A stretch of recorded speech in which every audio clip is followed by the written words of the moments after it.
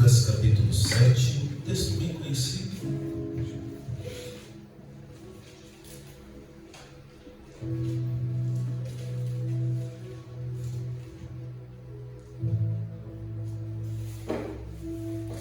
O versículo 14. Lucas capítulo 7, o versículo 14. Amém? Amém. Vamos ao texto. E chegando-se, tocou o esquife, e os que levavam pararam. E disse: mancebo, a ti te digo, levanta-te. E o defunto assentou-se e começou a falar, e entregou a sua mãe. Amém? Pai, nós te agradecemos pela tua palavra, agradecemos a Deus por esta noite, pelos irmãos aqui reunidos. Obrigado a Deus pela tua graça e pela tua misericórdia, que mais uma vez se revela, Pai. Que o teu Santo Espírito esteja conosco, nos dê entendimento, nos dê clareza, e que consigamos, ó Deus, usufruir de todo o benefício que a sua palavra tem a nos comunicar nesta noite. Em nome de Jesus. Amém. Aplauda o Senhor.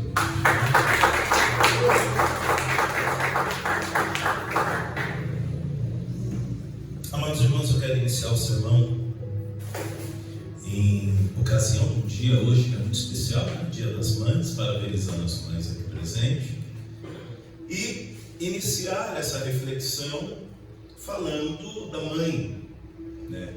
O texto bíblico, desde o Antigo Testamento ao Novo Testamento, nos apresenta a figura de uma mãe. Quer você creia ou não, em algum momento da sua vida você morou dentro de um ventre de uma mulher. Parou para pensar nisso? Talvez você não gerou ainda, aí falando para as mães, mas em algum momento da sua vida você fez uma pequena estadia de 9 meses dentro do ventre de alguém. Alguém que lhe verteu vida e que depois que você nasceu, essa pessoa dedicou ainda atenção, tempo, para te ensinar as primeiras palavras, os primeiros passos, te ensinar a ser uma pessoa, alguém que precisaria estar pronto para a sociedade, alguém que precisava aprender para depois formar alguém. Nós falamos de psicólogos, falamos de juízes, cientistas, astronautas, mas todos eles um dia fizeram uma estadia dentro do ventre de alguém. Possa ser que você, depois de crescer, não conheceu a sua mãe, mas você traz os traços dela. Quando eu professava o catolicismo, tinha uma música do Padre Zezinho que eu achava muito bonitinha, que ele dizia: Maria que fez o Cristo falar, Maria que ensinou Jesus a caminhar. Eu acho isso fenomenal. Eu não sei, mas quando eu ouvi essa música, eu imaginava Jesus cambaleando, como uma criança que você tem que estar colocada de pé, passa da anda e cai. Pensar que Deus poderia ter enviado o seu filho por um cometa, por uma ação divina, pois aliás ele é Deus, mas Deus quis fazer com que Jesus fosse gerado no silêncio de um ventre. Isso é maravilhoso, meus amados. Quando nós olhamos no Antigo Testamento, a maternidade, e aliás, maternidade, mãe, vem da palavra do latim mater, né? E a maternidade no Antigo Testamento era algo muito importante para as mulheres. Tem uma futura obstetrista aqui no nosso meio, e que eu não cometa gafes ao falar disso, mas no Antigo Testamento, pela visão judaica, a mulher que não podia gerar era um grande problema. Então nós vemos que a maternidade era também uma forma de trazer vida para o casamento. A maternidade também foi usada por Deus para cumprimento de promessas. Quem aqui não se lembra de Samuel? Quem aqui não se lembra de Abrão, que não podia gerar, e dali, depois a sua esposa Sarai recebe uma promessa de Deus que ela iria gerar, e aí nasce quem? Quem que nasce? Isaac. Mas eu gostaria nesta noite, amados, de falar também do drama que muitas mulheres passam ao gerar. E esse drama eu gostaria de usar como texto Gênesis capítulo 16. Eu acabei de falar de Abrão, mas eu quero falar de uma personagem muito importante, que talvez as pessoas não falam muito dela, mas que ela também passou pelo dado da maternidade. Mas essa maternidade, infelizmente, trouxe dores para ela. Gênesis capítulo 16, os irmãos conhecem o texto, versículo 1 diz: ora Sarai, mulher de Abrão, não lhe gerava filhos, e ele tinha uma serva egípcia, cujo nome era Agar. Para um pouco. Agar, quando nós vamos ver o significado do nome dela, significa fugitiva. Coisa interessante. Os personagens, os nomes não são aleatórios. Nosso Deus sabe escrever histórias, irmãos. Ele sabe escrever os personagens certos. Por isso ele chama uma mulher com o nome de Agar, que o nome significa estrangeira, fugitiva, forasteira. Então, se o nome dela aponta para uma mulher fugitiva, mais tarde ela iria fugir. Vamos continuar.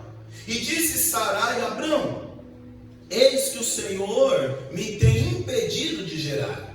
Entra, pois, a minha serva, porventura terei filhos dela. E ouviu Abraão a voz de Sarai. E assim tomou Sarai, mulher de Abrão, Agar, egípcia, sua serva, e deu-lhe a por mulher Abrão, seu marido, a fim de 10 anos que Abrão habitara na terra de Canaã. Versículo 4. E ele entrou a Agar, e ela concebeu. E vendo que ela que concebera foi a sua senhora, desprezada aos seus olhos. Agora, para um pouquinho aqui. Agar era serva, era egípcia, e agora, neste momento, Agar serve como uma mãe de aluguel. Um ventre apenas para gerar. Ora, se era escrava, ela não tem direito sobre o corpo dela. O direito do corpo dela, quem tinha o direito era Sarai. Ela era egípcia, todo mundo sabe. Daqui a pouco vai vir o próximo livro da Bíblia, o Êxodo. Uma terra monoteísta, uma terra que ainda não tinha tido a revelação do Deus verdadeiro. Pois bem, essa mulher egípcia agora está numa situação de escravidão. E para obedecer a sua senhora, ela deita com Abrão. Ali tem um grande problema. Existe a promessa que Deus fez para Abrão, sim ou não? Existe. Mas Sarai quer dar um jeitinho. Sarai quer antecipar a promessa de Deus, com coisa que Deus precisa da ajuda, né, de alguém. Abraão se deita, e aquela que é serva, aquela que é egípcia, engravida. Vamos continuar a história é linda. Versículo 6. E disse Abraão deixa eu ver aqui. Versículo 5. Então disse Sarai a Abraão: me agravo seja sobre ti, minha serva pus em teu regaço. Vendo ela agora que concebeu, sou menos prezada aos seus olhos. O Senhor julga entre mim e ti. Olha o problema. Até então o problema de Sarai era não conceber. Agora ela começa a olhar para aquela que concebeu o seu esposo com rivalidade, ciúmes. E o que agora resta para Agar, meus irmãos? Cumprir o que o nome dela diz. O que Agar faz? Ela foge. Só que não há ponto nessa terra a qual você queira fugir que os olhos do Senhor não te encontrem. Talvez o teu nome é de fugitivo, talvez a tua identidade é de forasteiro, mas eu te digo, o Senhor te enxerga, o Senhor te vê. É o que nós vemos no versículo 7. E o anjo do Senhor achou junto a uma fonte de água no deserto, junto à fonte no caminho de Sur. Está fugindo? Está sendo punido pela maternidade. Mas Deus te encontra, querido. Deus te encontra. Agora, o que me chama a atenção, Sara, nesse versículo, é justamente nessa passagem, é o versículo 13. Lê comigo. E ela chamou o nome do Senhor, que com ela falava: tu és Deus da vista. E aí, irmãos, pare e pensa. Agar agora engravida. Por conta de engravidar, de conceber, ela foge, né? Mas ela, fugitiva, egípcia, escrava, o próprio Deus se revela a ela. Irmãos, eu tenho para mim que a situação de Agar não é tão diferente como a situação de muitas mulheres hoje, que conceberam, que engravidaram, mas que nem o pai da fé, Abraão, soube acolher. O Brasil é um dos maiores países que tem filhos que o pai não assume, sabe? Eu vejo muitas pessoas falando: eu sou a favor da família, eu amo a família. Tem filho e não assume. Tem filho e não paga pensão. Eu sou totalmente contra o aborto, né, amados? O cristão tem que ser contra o aborto. Mas vamos falar de outro problema, amados. De filhos que são abortados por pais que estão vivos. E eu acho lindo porque, diante de uma visão que depois iria se solidificar no judaísmo, do homem, né? E a mulher em segundo plano, aparece Deus. Deus aparece acima de todo costume, acima de todo comportamento. Deus aparece para a própria Agar e faz promessa para Agar, do mesmo jeito que havia feito promessa para Abraão. Por quê? Porque Ele é um Deus que vê. Continua, versículo 15: e Agar deu um filho a Abraão, e Abraão chamou o nome do seu filho que tivera Agar de Ismael. Coisa linda. E era Abraão da idade de 86 anos quando Agar deu Ismael a Abraão. Se isso aqui não for graça, Deus se revelando para o egípcio, Deus se revelando para o escravo, Deus se revelando para aquele Lucas que não tinha nem domínio do seu próprio corpo, Deus se revelando. Agora, querido, eu sei que a personagem aqui é feminina, mas talvez eu e você éramos Agar, fugindo de alguma coisa, fugindo para algum lugar. Para onde? Não sei. Eu só quero ir para um lugar onde eu vou ter paz. Mas o Senhor te enxerga, o Senhor te encontra, e as mesmas promessas que Ele fez para o pai da fé, Ele estende sobre a tua vida. Você pode tomar posse disso daí? Talvez você está querendo ser forasteiro, está querendo fugir para um lugar, mas para onde eu me ausentarei? Para onde nós iremos? Aonde estivermos, o Senhor nos vê. O Senhor te vê. E posso dizer algo: se há promessa de Deus sobre a vida de Agar, Deus já me leva a liberar algo aqui sobre a igreja. Dá trabalho gerar. Aquilo que você gerou, aquilo que você está gerando, aquilo que você irá gerar, dá trabalho. Talvez você vai ser incompreendido por estar gerando algo que é de Deus. Amém? Talvez pessoas não vão entender esse seu processo de gestar algo que é de Deus. Elas não vão compreender, porque dá trabalho. Maternidade nada tem a ver com genitalidade. Progenitor é totalmente diferente de alguém que acompanha, alguém que ensina as primeiras palavras, alguém que está do começo ao fim. E aí, amados, Eu me lembro, pega comigo, 1 Samuel, texto conhecidíssimo. Uma mãe que está vivendo um drama. Qual que é o drama, amados? Uma mulher que tinha a sua madre cerrada. Fala comigo, uma mulher que tinha uma madre cerrada. Mas pastor, por que você pediu para eu repetir isso? Porque nós fazemos confusão com o texto. Sarai tinha idade avançada. Ela disse que havia cessado o costume.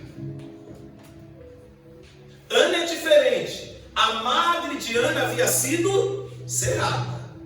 É como se na vida de Ana houvesse uma pausa.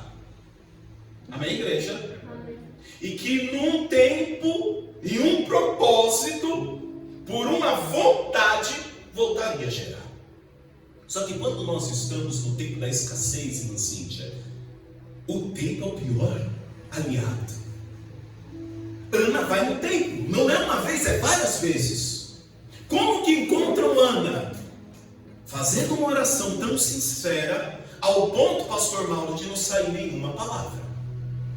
Eu acho que a gente precisa voltar a fazer mais orações como Ana. Quando já não tem palavra, e a única coisa que a gente faz é balbuciar e chorar, e Deus fala, agora sim. Agora eu estou entendendo o teu coração. Ana chega nesse estado, Sara, de faltar palavras no seu vocabulário para falar a dor que ela está sentindo. Mas Ana estava orando a um Deus que tudo vê, mesmo quando ela estava chorando. Nós sabemos. Depois vem quem? Através do ventre de Ana? Samuel. E Samuel depois vai na casa de Jessé, em posse de um chifre de carneiro com azeite derramado sobre a cabeça do futuro rei de Israel. Porque o atual rei havia sido rejeitado, que era o rei Saul. Amados, o nosso Deus é um Deus detalhista. O nosso Deus é um Deus que trabalha com prazos, com datas, com detalhes. Eu fico imaginando Alex, Ana chorando, querendo um filho, e Deus falando, calma Ana, eu sei que você quer um filho, mas o que eu vou te dar é um profeta. E esse profeta precisa nascer num tempo que esteja na mesma altura depois para ungir Davi. Ana está orando, pedindo um filho para um Deus, Sara, que havia cerrado a madre dela. O texto bíblico é maravilhoso, porque a gente, Cíntia, consegue ver a história de vários pontos. Ana está pedindo um filho, mas ela nem imaginava que ela estava orando para o Deus que havia cerrado a madre dela. Então às vezes você está orando por algo, querendo algo, e Deus tem para você um propósito. Ainda não aconteceu, porque não é propósito, amado. E quando vier, vai ser para a bênção de Deus, vai ser para que o nome dele seja glorificado. Samuel terminou a chamada dele sem nenhuma mancha no seu ministério. Os filhos sim, né? Os filhos deram uma escorregada, mas Samuel permaneceu firme, porque as coisas que Deus nos dá, elas são duradouras, elas não se esvaem. E o mais bonito, vai dizer que Ana todo ano tecia uma túnica e levava para o filho. Isso é bonito demais. Era Ana mantendo o filho nos caminhos a qual ela aprendeu. Todo ano ela tecia uma túnica. E túnica tem que ter o nosso tamanho, né, pastor Mauro? Porque teve uma briga aí do irmão que quis roubar a túnica do outro. A túnica tem tamanho, a túnica tem medida. Então Ana, quando ia tecer a túnica, ela conhecia o tamanho do filho, conhecia o tamanho do bracinho. Sabe que tinha barriguinha? Não sei. Conhecia as medidas. Tecer a túnica para alguém, não dá para você tecer de longe, você tem que conhecer as medidas. Por isso que Ana todos os anos tecia uma túnica para o filho. Mães, quando vocês olham para os seus filhos, vocês estão tecendo uma túnica para o filho de vocês. Quando nós fundamos a Casa Sal, Deus havia colocado no meu coração um projeto aqui de mães que iriam orar e o nome seria Tecendo a Túnica. Ainda não aconteceu, né? Mas um dia vai acontecer. Mas eu tenho certeza que independente de você se reunir, você tece a túnica para o teu filho. Quando você dobra os joelhos, quando você ora por ele. E quantos pais também continuam tecendo as túnicas pelos seus filhos? Não dá para tecer de longe. Para tecer tem que estar de perto, tem que conhecer o tamanho. Aleluia! Vamos agora para Lucas capítulo 1, versículo 26. Os irmãos conhecem. Lucas capítulo 1, versículo 26. E no 6º mês foi um anjo Gabriel enviado por Deus a uma cidade da Galileia chamada Nazaré, a uma virgem desposada com um varão cujo nome era José, da casa de Davi, e o nome da virgem era Maria. Torna a dizer, Deus poderia ter mandado o seu filho de formas mágicas, mas ele manda o seu filho para um ventre. Os historiadores dizem que aproximadamente Maria deveria ter de 14 a 15 anos. Uma menina. O que, pela ótica da cultura judaica, era normal. E quando se casava na cultura judaica? Quando o marido tivesse, forma de manter a esposa. Isso a gente vê desde Levítico. São as obrigações maritais. Não é só casar, é manter a família, Então, pela cultura judaica, os homens, para casar, provavelmente já tinham que ter um pouco a idade avançada para manter. Até a tradição diz que José era de idade avançada. Outros historiadores dizem que não, mas o fato é que aquela menina com sonhos é surpreendida e agora para gerar no seu ventre não apenas uma criança, mas o Filho de Deus. E aí eu fico imaginando a cabeça daquela menina, o dado da maternidade, como que chegou para ela, meus irmãos. E pensemos hoje na nossa sociedade, quantas meninas estão passando por este mesmo problema da gravidez precoce. E aí o que acontece? Eu vou botar para fora da minha casa. Que lindo, que maravilhoso. Que forma de ajudar a pessoa que está num conflito imenso, de estar gerando alguém dentro de si. Depois de Maria ter entoado aquele canto, versículo 39 do capítulo 1. E naqueles dias, levantando-se Maria, foi apressada às montanhas, a uma cidade de Judá. Nós sabemos, ela vai visitar a sua prima Isabel. Maria, no seu ventre, portando o próprio Deus. Aquela que anteriormente havia sido anunciado pelo anjo que ela era bem-aventurada.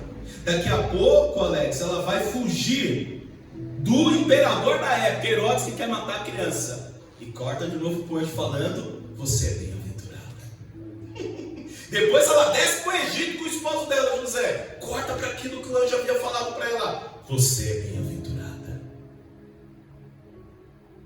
Os bem-aventurados também passam por perseguições, amados, por problemas. E aqui Maria vai para as regiões montanhosas, e depois lá no versículo 56 diz que Maria ficou com ela quase 3 meses, depois voltou para a sua casa. E nesse período que ela está lá, nesses 3 meses, algo está acontecendo naquele ventre, porque muita coisa está acontecendo mesmo no silêncio. Amém, igreja? Amém. Deus continua trabalhando mesmo quando você não ouve nada, você não sente nada, você não vê nada. Ele continua trabalhando. Amém. Que barulho tem uma semente brotando? Que barulho tem uma árvore crescendo? Que barulho tem, amados, uma planta germinando? Nenhum. Mas está acontecendo, está crescendo. Talvez você não sinta, talvez você não veja, não perceba, talvez os seus sentidos não consigam captar os sinais, mas está acontecendo. Recebe aí, abre sua mão, igreja. Está acontecendo em nome de Jesus. Agora, o oposto também é verdadeiro. O Brasil tem várias árvores centenárias. Depois pesquisa, é muito legal esse assunto. Já viu o barulho de uma árvore caindo numa floresta, amados? é devastador. Destruição faz barulho. Faz ou não faz? Briga dentro de casa faz barulho. Guerra, tiro, faz barulho. Deus ainda é um Deus que trabalha no silêncio. Dentro da maternidade, também eu creio que há momentos tristes e dramáticos, que é como esse texto que agora eu vou entrar na palavra, de Lucas capítulo 7, versículo 11. Nós falamos de uma mulher que recebe uma mensagem, uma mulher que concebe e prepara a túnica, mas agora chega um momento em que o tempo se torna cruel para uma mãe. O momento em que a mãe vai enterrar o próprio filho. O agravante dessa história é que o médico amado Lucas, como o próprio apóstolo Paulo chama, o problema é que nessa história ela não está perdendo apenas o filho, ela está vindo de um luto recorrente, que era a perda do seu esposo. Eu acabava de falar da presença da mulher no mundo antigo, numa ótica judaica. E a mulher, quando perdia o marido, perdia o filho, muitas se recorriam à prostituição, porque perdia-se o sustento. A palavra diz que pouco depois ele vai a uma cidade chamada Naim. O título diz: o filho da viúva de Naim. Amém, igreja? Amém. Interessante é que se fala da condição dela, se fala o nome da cidade, mas não fala o nome dessa mulher. Quem é o nome dessa mulher, irmãos? Só se fala da cidade. Provavelmente Naim é uma cidade pequena. Vai dizer a palavra que Jesus está na companhia de muitos dos seus discípulos e uma grande multidão. E a resposta dessa grande multidão está no capítulo 6, versículo 19, que diz: e toda a multidão procurava tocar-lhe, porque saía dele virtude e curava todos. Então, amado, você pode estar na multidão, mas ainda você está diante de um Deus que te vê como viu Agar, e basta você tocar nele que você alcança a virtude e cura. Não ache que você está no lugar que você está porque você está a granel. Não ache que você faz parte de um leilão da vida, que talvez alguém mais poderoso jogou os dados e disse: você não vai dar certo, aquele vai dar certo. Não, não. Você pode estar no meio da multidão, mas Deus te vê. Deus te nota. E essa multidão agora está com Jesus. Veja que nesse versículo o Senhor separa. Ele fala que iam muitos dos seus discípulos e uma grande multidão. E prestaram atenção nisso? Versículo 11 do capítulo 7, ia seus discípulos e uma grande multidão. Porque para ser discípulo, não dá para estar só no momento da multidão. Como também, talvez você está na multidão, isso também não te faz discípulo. Então tem duas categorias aí. Tem o discípulo e tem a grande multidão. A grande multidão é aquela que Lucas, no seu livro, falou muitas vezes. Aqueles que queriam pão, aqueles que queriam cura, mas intimidade, entrar no quarto, ver o que só Deus tem para te revelar, isso é coisa de discípulo. Vamos continuar a história. E quando chegou perto da porta, e quando que, igreja? Chegou perto da porta. Meu Deus, a igreja está lotada, eu não estou vendo ninguém. E quando que? Chegou perto da porta. Vamos para o costume judaico? Assim que morria alguém, o corpo não podia ser velado dentro de casa. Está lá em Levítico, Deuteronômio. Não pode tocar em morto que você fica impuro. Então era velado em outro lugar e tinha que ser enterrado fora da cidade. Por que não podia ser enterrado dentro da cidade? Porque ficava impuro. Então morreu. Eles tratavam rápidos de fazer todo o cerimonial fúnebre. E o que era o cerimonial fúnebre? Era justamente embalsamar o corpo. Agora imagina essa mãe, que outrora havia pegado o filho no colo, mãozinha pequena, sentiu o pezinho, é bonitinho esse bebezinho gordinho que fica com dobrinha ali na perna, né? Agora essa mãe está tocando o seu filho, não mais para ninar, não mais para dar banho, mas agora para embalsamar o seu filho. Pensa nisso aí, irmãos. A cidade é pequena, vai ter cortejo, então não é um mero funeral, se transformou em um evento. Quem lembra aqui, década de 80, 90, quando falecia, não sei se eu posso falar isso, mas que os irmãos entendam, parecia uma festa, não era, irmãos? A gente ia, quando os velórios eram em casa, não sei se os irmãos chegaram a pegar isso, estava lá o corpo às vezes na sala, ainda bem que acabaram com esse costume, que misericórdia. Aí eu já fazia macarrão, era comilança, todo mundo comendo, e era um misto de choro, e aí você via algumas pessoas no canto já dando risada, a gente fazia cara feia, para de dar risada, que é o momento fúnebre, mas era um momento também que a família subia.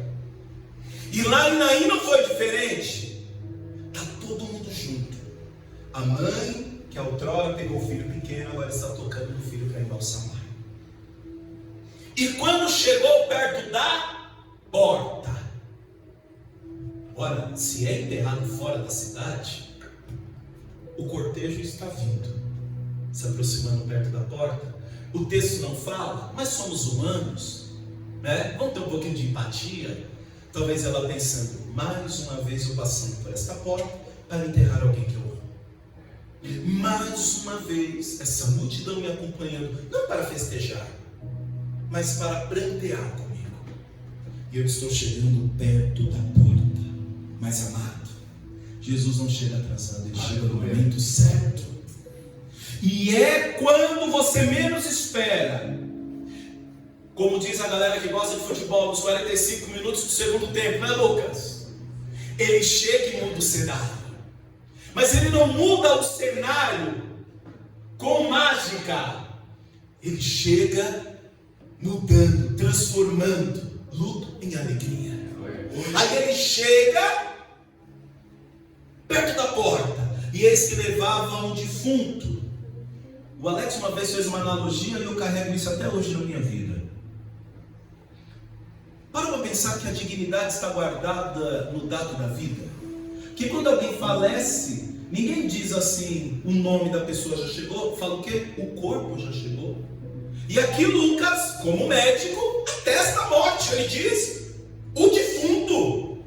Aí vamos ver a biografia do defunto. Filho único de sua mãe, que era viúva, e com ela uma grande multidão da cidade.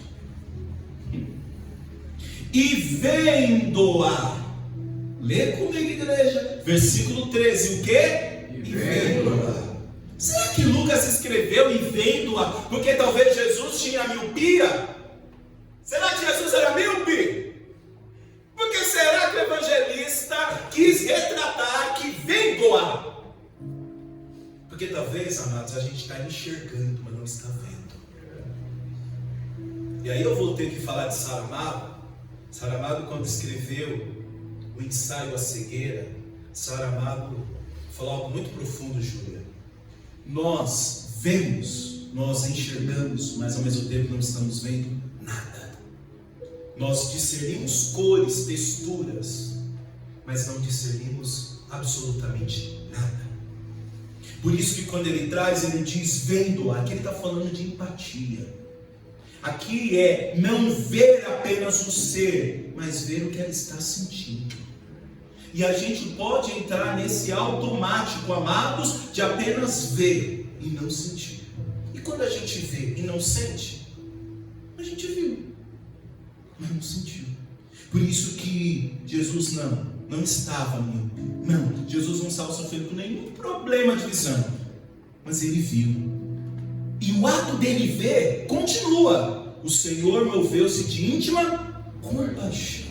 Não foi apenas enxergar, não foi apenas capacidade, foi intimidade.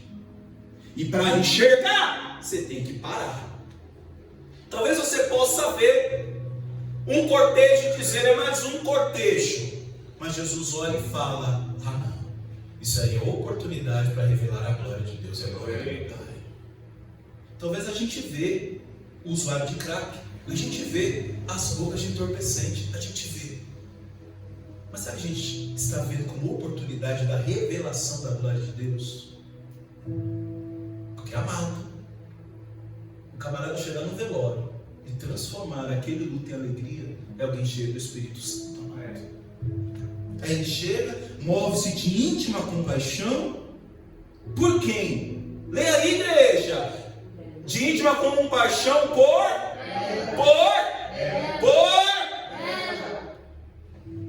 Depois que morre, irmão, não adianta. Quando eu era católico, eu era ministro das exéquias, eu celebrava exéquia. Teve um funeral que eu fui, que colocaram travesseiro de pena de ganso na cabeça do defunto.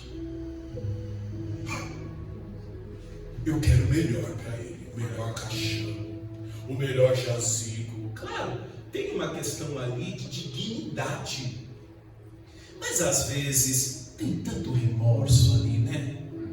Tem tanto eu te amo que poderia ser dito num dia como esse propício, mas não foi falado. Aí vem aquela coroa, saudades eternas. Eu quero o melhor jazigo. Você que ainda não conseguiu seu terreno próprio, naquele dia você vai ter seu terreno próprio. Agora tem apartamento, tem uns que tem carrinho agora, né? Um carrinho. Íntima compaixão por ela. Não foi íntima compaixão pelo defunto. Se eu vou no velório, como diz Padre Fábio de Mello, eu vou para chorar, eu não vou lá para dar respostinhas prontas. Deus quis assim. Sim, é óbvio, amados. Nada foge do querer, da vontade de Deus, mas entenda o que eu vou dizer. Tem muita coisa no mundo que acontece que Deus não gostaria que acontecesse. Amém, igreja? Amém. Como tem coisas que não acontecem e Deus gostaria que acontecesse. Então eu não vou chegar no momento desse e falar, Deus sabe o que faz, é mesmo, eu um tiro na cara. Morreu na criminalidade. Deus queria isso? Não, meu irmão. Vá para chorar. Vá para ter íntima compaixão. Por quem? Por aquele que completou a carreira lá? Não. Por aquele que está vivo. Amém, igreja? Ou não? Por isso a íntima compaixão, a tratativa para o milagre não é com o defunto, é com ela. Jesus não chega falando com o defunto, Jesus não chega tocando no esquife. Jesus quer falar com aquela que agora está passando pela segunda vez pelo luto. Jesus quer falar com aquela que já estava chegando na porta dizendo, meu pai, o que eu vou fazer na segunda-feira? Jesus quer primeiro tratar com você. Jesus precisa, Deus está querendo montar um cenário para que o milagre aconteça. Não vai ter transformação, não vai ter ressurreição, se Deus ainda não operar algo maravilhoso, transformador na tua vida.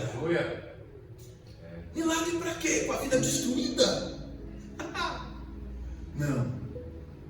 Deus se move de íntima compaixão com quem está vivo. Salmo 150, tudo que tem fôlego, louve ao Senhor. Você está vivo, louve a Deus. Íntima compaixão por ela. E disse-lhe, não chores. Eu gosto de Jesus porque Jesus ele era embaçado. Jesus falava o certo, porém a gente achava errado.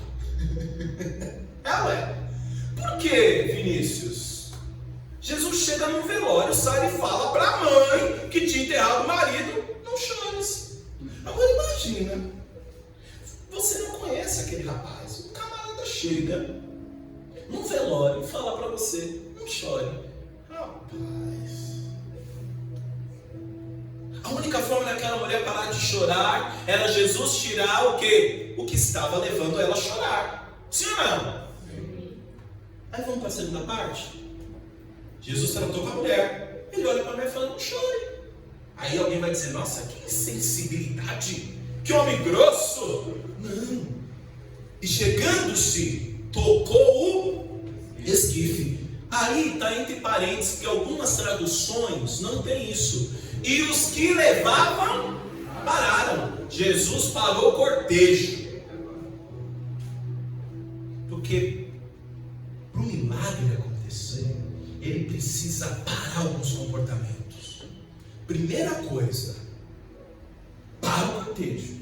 Mas por que o povo parou?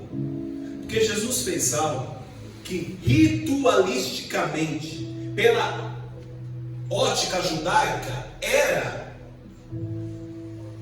como eu vou dizer, era um absurdo. Um judeu tocar em um esquife. Por isso que todos pararam. Ele feriu o cerimonial. Ele está impuro. Lembra que eu falei? Os corpos eram enterrados fora, velado fora. E ele toca no esquife. Agora, meus irmãos, Jesus poderia ter tocado no esquife, sim ou não? Por uma ótica judaica, não. Mas ele era Deus. Jesus tocar no esquife não mudou quem era Jesus. Mas quando ele tocou no esquife, mudou quem estava no esquife. Talvez você é Agar fugindo. Talvez você está no esquife. Mas deixa ele te tocar. Amém. Sabe o que é mais lindo, Lucas? Jesus prefere quebrar uma regra cerimonial em favor da vida. Às vezes a gente está tão preocupado com a cerimônia, né? Está tão preocupado com tudo. E o que a gente precisa então? O que está ganhando protagonismo na nossa vida, né, irmão? Jesus quebra o cerimonial, quebra uma regra judaica, porque o mais importante é dar a vida. Aí ele toca, e o que ele fala? Eita, coisa linda, toca o esquife, todo mundo para.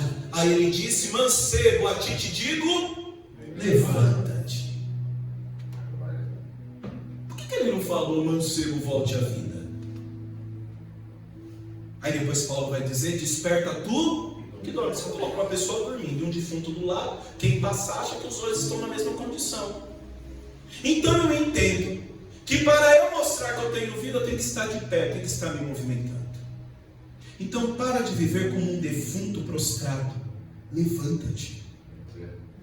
Talvez a palavra de hoje é para corações não de defuntos, porque defuntos não ouvem mais, mas para você que está vivo, mas precisa se levantar. Te levanta, te coloca de pé. E agora o que ele faz? Levanta-te a ti, mancebo. Mancebo significa jovem. E o defunto, aqui eu acho interessante, porque Lucas era médico. E Lucas... Desculpe, mas é que eu leio o texto, eu fico... Põe para mim o próximo versículo, por gentileza. Não, era o anterior, Deixa eu ver. E chegando socorro o esquife, disse: jovem, a ti te digo, levanta-te. E o que fora defunto, na minha tradução está dizendo, e o defunto.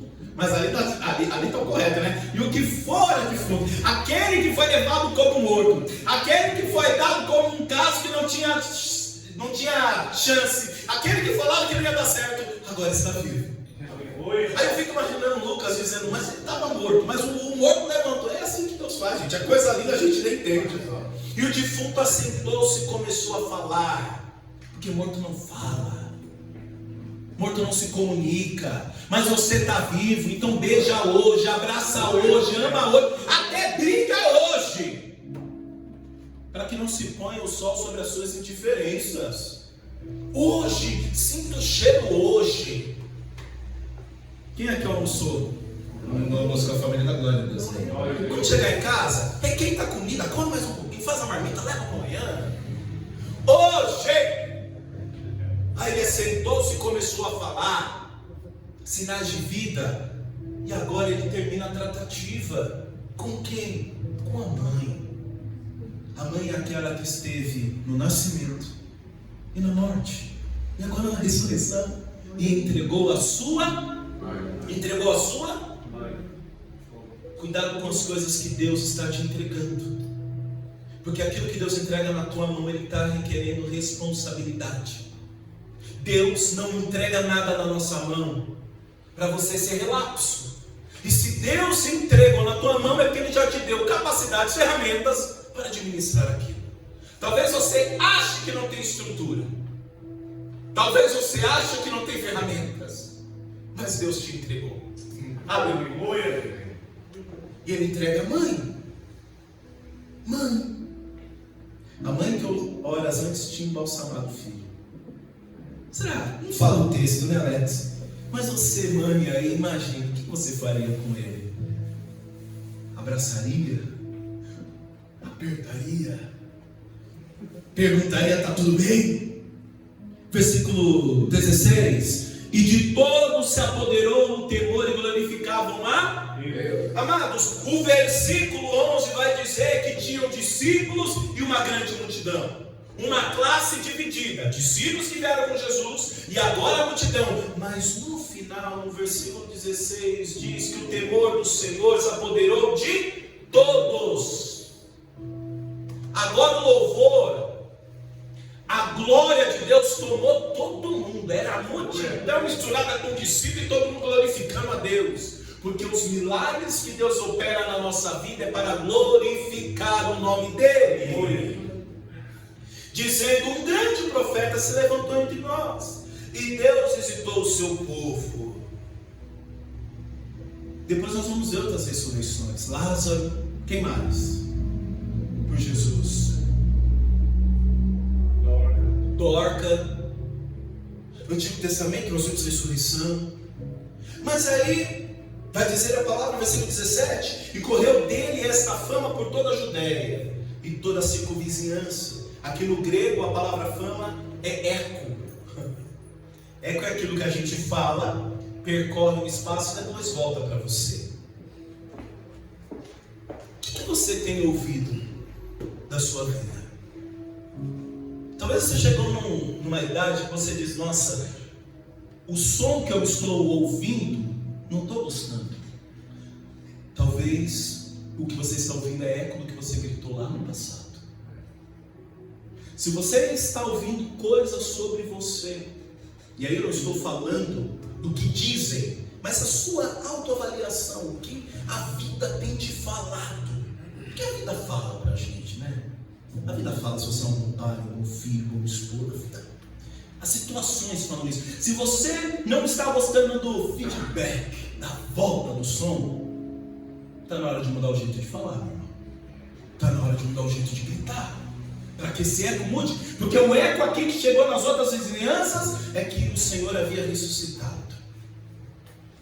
Fala agora comigo, nem tudo são flores.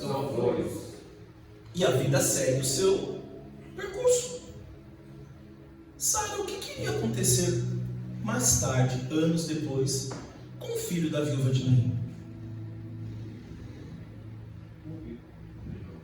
O que será que iria acontecer com Lázaro? O que será que depois aconteceu com Dorcas?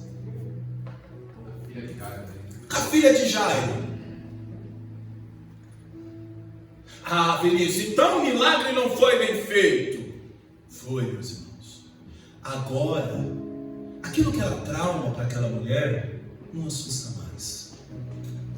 A morte, aquilo que filosoficamente nos assusta tanto, né? Não nos assusta mais, meus irmãos. E aí, Cristo naquela cruz, verdadeiramente Ele nos fez livre. Ao ponto de nem a morte ser mais um problema nosso. Porque com a morte dele na cruz, Ele já nos deu a garantia da vida eterna. Depois daquela experiência, eu tenho certeza que aquela que, até agora a gente não sabe o nome, a gente sabe que morava em Naim, ela começou a ressignificar, entendendo que quem o visitou naquele dia era o caminho, verdade e vida. Aleluia. Amém? A igreja recebe essa palavra? Aleluia. Aplausos.